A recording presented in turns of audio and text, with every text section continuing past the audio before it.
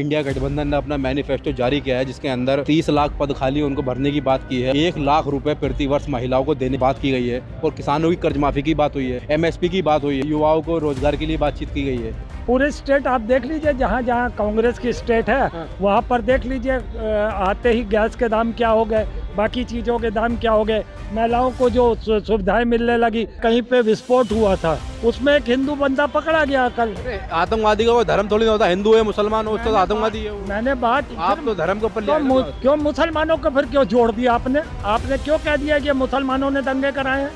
2024 के चुनाव में क्या शिक्षा मिली है आपको? रोजगार मिला है, स्वास्थ्य मिला है, नौकरियां मिली है? कि भारतीय जनता पार्टी फिर दोबारा से हिंदुत्व के मुद्दे पर लौट आई है और अपने प्रत्याशियों कह रहे हैं कि यही राम है, यही राम मंदिर है, इन्हीं को आपको वोट देना है। 2024 के चुनाव से पहले इंडिया गठबंधन ने अपना मैनिफेस्टो जारी किया है जिसके अंदर 30 लाख पद खाली उनको भरने की बात की है और 1 लाख रुपए प्रति वर्ष महिलाओं को देने की उसमें बात की गई है और किसानों की कर्ज माफ़ी की बात हुई है, एमएसपी की बात हुई है और युवाओं को रोजगार के लिए बातचीत की गई है। तो क्या देश की जनता इस इंडिया गठबंधन पर भरोसा करते हुए नज़र आ रही है आपको? आप भी कमाल करते हैं। हमने 15 लाख क्यों कहे? मैनिफेस्टो में तो प्रधानमंत्री मोदी जी ने बड़ी बड़ी बातें की थी। हमने 15 लाख क्यों कहे? हमने 2 करोड़ बातें की, 2 करोड़ नौकरियों की क्यों की? जो आप नहीं कर सकते हो वो आपको नहीं बोलनी चाहिए। मगर जो राहुल इतने बड़े वादे कर रही है कि जो नहीं कर सकती ना। मैं आप बड़े वायदे करोगे, आपके पास कोई बजट है नहीं उसका, आपके पास कोई आधार है नहीं उसका, आप अनाप शनाप बोल दोगे तो उसके बावजूद जो बोला सो बोला। आप अगर 2 करोड़ की जगह आप 50 लाख भी दे देते तो भी आपकी बात समझ में आती। आप 15 लाख की जगह 5 लाख दे देते, 2 लाख दे देते तो भी समझ में आएगी। मगर चूँकि कांग्रेस अपना बजट लेकर चल रही है, उसने कहीं से मैनिपुलेट किया होगा, तभी वो इतनी सारी एमएसपी की गारंटी या 1 लाख या 30 करोड़ या 30 लाख नौकरियां, जो भी वो वायदे कर रही है, जो भी मैनिफेस्टो में है, वो ईमानदारी से पूरा निभाएगी। जैसे कि आप कांग्रेस पर भरोसा आपको? पूरे स्टेट आप देख लीजिए, जहाँ जहाँ कांग्रेस की स्टेट है वहाँ पर देख लीजिए, आते ही गैस के दाम क्या हो गए, बाकी चीज़ों के दाम क्या हो गए, महिलाओं को जो सुविधाएं मिलने लगी, सुरक्षा के हिसाब से भी काफ़ी कुछ बढ़िया है। अभी आपको पता होगा कहीं पे विस्फोट हुआ था, बेंगलोर के अंदर हुआ था, रामेश्वरम में। उसमें एक हिंदू बंदा पकड़ा गया, कल अरेस्ट हो गया वो। आतंकवादी का कोई धर्म थोड़ी ना होता, हिंदू है मुसलमान हो उसका तो आतंकवादी है वो। मैंने बात आप तो धर्म के ऊपर क्यों मुसलमानों को फिर क्यों जोड़ दिया आपने क्यों कह दिया कि मुसलमानों ने दंगे कराए हैं, मुसलमानों ने विस्फोट कराया? क्यों कह दिया? भाजपा से जुड़ा हुआ व्यक्ति है, उसके ऊपर अभी संदिग्ध तो पूरी तरीके से रिपोर्ट नहीं आई है, लेकिन जिस तरह से भी आज तक ने एक रिपोर्ट किया है उसको कि उसके अंदर भाजपा का कार्यकर्ता शामिल था उस विस्फोट के अंदर। अभी जांच चल रही है उसके ऊपर, अभी पूरी बात सामने आ जाए तब पता चलेगा। नहीं, आप गलत कह रहे हैं, पूरी जांच है, पूरे में बात आ गई है। वो हिंदुस्तानी और भाजपा का ही आदमी था और उसने वो विस्फोट करवाया है। और आप एक बात बताइए, इस तरीके से जरूरत आने पड़ेगी जो विस्फोट कराने की, डायरेक्ट मुसलमान को टारगेट आप क्यों कर देते हो? हमें ये नहीं समझ में आ रही।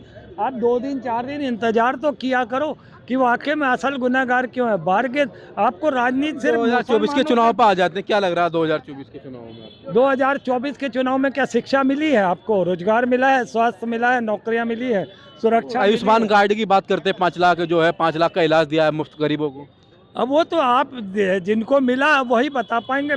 मेरी जानकारी में तो आपको मिला नहीं मिला? नहीं, आप सुन तो लीजिए ना, वो मिला ना, गैस का मिला है ना उज्ज्वला का कुछ हिसाब जो रेफिल करके देने की बात थी, वो कितना क्या है ये देश की जनता देख रही है। मैंने आपको कहा ना, फ्री तो आप छोड़ दो, फ्री की रेवड़ी तो आप छोड़ दो, आप मूल मुद्दों पे बात करो। शिक्षा, रोजगार, स्वास्थ्य, नौकरियां, महंगाई, सुरक्षा, इस पर क्या इस भारतीय जनता पार्टी ने बात की है?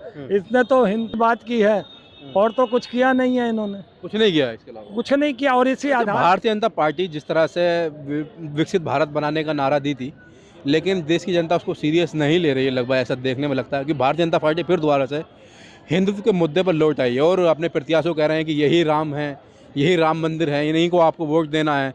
तो क्या लग रहा है? मैं वही तो कह रहा हूँ, यही तो हास्यास्पद है। इनके पास कुछ है तो है नहीं, कुछ नहीं है इनके पास, कुछ नहीं है मांगने के लिए। क्या मांगोगे? हमने नफरत, राम मंदिर के नाम पर नफरत के नाम पे राम मंदिर वाला भी अब मुद्दा पीछे जा चुका है, काफी पीछे जा चुका है। लेकिन बनाने की कोशिश की जा रही है ना। नहीं, अब क्या करेंगे? वो बार बार कह देंगे तो उससे कोई बात होने वाली थोड़ी है। अयोध्या में 6-6 महीने तक राम मंदिर के लिए बसें दी जाएंगी, लोग बड़े दर्शन करेंगे, कहीं कुछ नहीं है। फैजाबाद में कोई जा नहीं रहा, अब कोई जा ही नहीं रहा। बसें फ्री की हुई हैं फिर भी कोई नहीं जा रहा।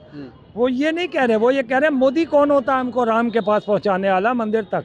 हमें जब राम का बुलावा आएगा तब हम जाएंगे, हम इनके कहने पे थोड़ी जाएंगे, इसके कहने से तो जाएंगे। 2024 में कितनी सीटें लग रही हैं आपको इंडिया गठबंधन की? और क्योंकि प्रधानमंत्री मोदी जी ने आज कहा है कि इंडिया गठबंधन जो है वो चुनाव जीतने के लिए लड़ ही नहीं रहा, वो तो 400 से रोकने के लिए मुझे लड़ रहा है चुनाव। मेरी बात समझ में नहीं आ रही कि आरएसएस जब उसको 212 214 दिखा रहा है अपने सर्वे से, तो फिर बात समझ में आ गई है कि अभी चुनाव में और भी देर है। इसका मतलब ये रेशियो और गिरेगा। राहुल गांधी वाले पे आ जाएगा 180 पे। 180 पे क्या, हम तो सोचते हैं अगर राहुल गांधी ने कहा नहीं 180 सीट आएंगी। मैं आपके चैनल पे स्पष्ट कर दूं, अगर नरेंद्र मोदी ने कोई भी हरकत करने की कोशिश की तो यकीनन उससे भी बदतर स्थिति होगी। 200 तो छोड़ दीजिए, ये 100 का भी आंकड़ा नहीं पार कर पाएंगे। अगर इन्होंने किसानों और जवानों को लड़ाने की कोशिश की, इन्होंने अगर हिंदू और मुसलमान को लड़ाने की कोशिश की, तो यकीनन ये इस बार सत्ता में बहुत बुरी स्थिति में आ जाएंगे, शायद 100 का भी आंकड़ा ना पार कर पाए।